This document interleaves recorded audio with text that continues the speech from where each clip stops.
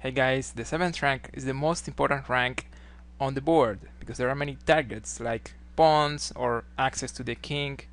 How to get this rank, and once you get it, how to take advantage of that. That's what we're going to learn in this video. Keep watching. So we're going to work with this game between world champion Alekhine and Yates in 1922.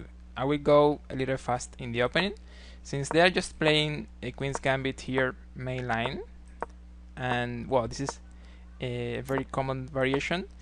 And in these positions, the main problem for black is the bishop on c8, and that's why in the next moves we will have this trade and knight d5, because black is trying to trade some pieces, and then, well, if there is a trade, the bishop is going to be released. But even if there is no trade, black is planning some e5. So after the trade, they could be trading here on c3 and then advancing to e5. That's one of the main ideas for black in these positions.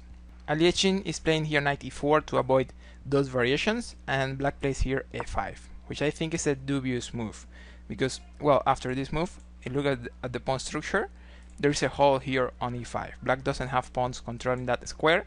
There is going to be a problem later in this game. Also, the dark square's bishop is going to be traded, so they won't have a clear way to get rid of any piece going to e5.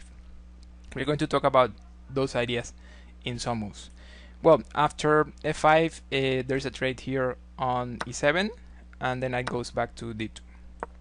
Black plays here b5, and the bishop doesn't have very big diagonals, so Alekhine is just trading here on d5. Also, the knight is a good piece in this position, so bishop takes d5, c takes d5, short castling, and black is playing here a5. In this position, it is white to move. If you want, pause the video and try to find the strategical move Alekhine is playing here. It's a very subtle idea. I will explain it right now. It is this move knight b3. The weakness in dark squares is really important here, and what Alekhine is doing is just trying to take advantage of those weaknesses. Probably he's planning to trade knights, and if that happens, then black definitely won't have a minor piece to protect the dark squares, so he will be able to do anything he wants with the other knight on e5, also on c5. So that's like the main idea with this move. Black is playing here a4 and then knight c5. Knight takes e5, queen takes e5, and queen takes e5, rook takes c5. And this is the position the world champion was planning. Now he's controlling the open file. He has very good possibilities to go to the 7th rank with the rook, and also he has a better minor piece than black. Notice this bishop is a bad piece, it's being blocked by black pawns. Well, the game continues here with b4, rook fc1, doubling rooks on the c open file, which by the way is the only open file we have on the board. Black is playing bishop a6 and then knight e5, a very normal move here. Rook e b8. We need to mention here this line, if black tries to get rid of the pressure on the open file with a move like rook e c8, then there we have problems, for example, with the pawns on the queen side. White could trade some pieces there and then play a knight c6. And they are threatening a fork over here, also threatening the pawn on b4. This position is going to be winning for white. They are going to get one pawn. They will still have a better minor piece in the endgame, so it should be winning without too many problems for white. So after knight e5, Yates is just playing rook e b8 and then f3, just improving the position slowly. b3, of course, white doesn't have any interest in opening any other file, so just a3, keeping things blocked on the queen side, also keeping pawns on light squares. That's good for white. Black plays here a6, king f2, king h7, just improving a little the position on the king side. h4, rook f8, and king g3, rook f b8, and then rook c7. Finally, we are getting the 7th rank. A very clear plan and a very dangerous plan in this position is to double rooks on the 7th rank. If white can do that, they could definitely be winning the game. After rook c7, black is playing here bishop b5, and then we continue improving. Rook c5, bishop a6, and then rook 5 c6, attacking or targeting here the weakness on e6. That pawn is not protected by other pawns, so we can attack it, and our opponent we have to defend it with other pieces. Then rook e8 and king e4. Alekhine continues improving the king. We're already in the endgame, although there are some pieces still on the board, like two rooks and a minor piece. However, black king is going over dark squares. It is really safe over there. The minor piece is the bishop running over light squares, and the rooks can do nothing because these files here are blocked by black pawns. So the king is really safe over here, and he's just advancing the king a little. For example, if there is a simplification in the next move, it's going to be great to have the king in a position like this.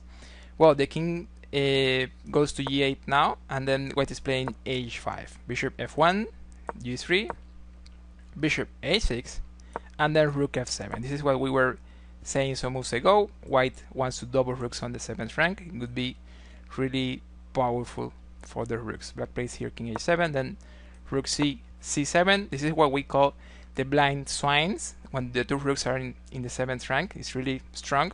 Black plays now rook g8, defending the pawn on g7. There is a very nice move here, knight d7, improving a little the knight.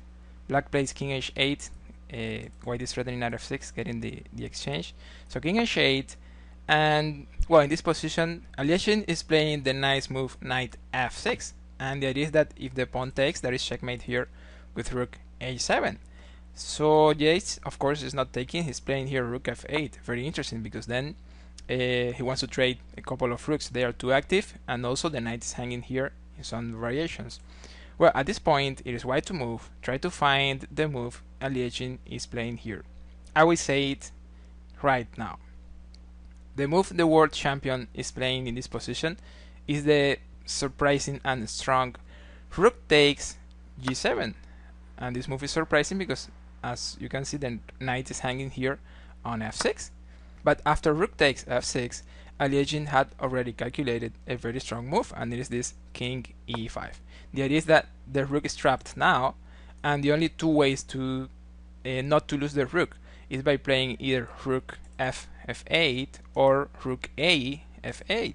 And after both moves, we will have a typical mating pattern, the blind swines, with a rook h7 and rook g7. Let's see this on the board. So after rook here, check and checkmate.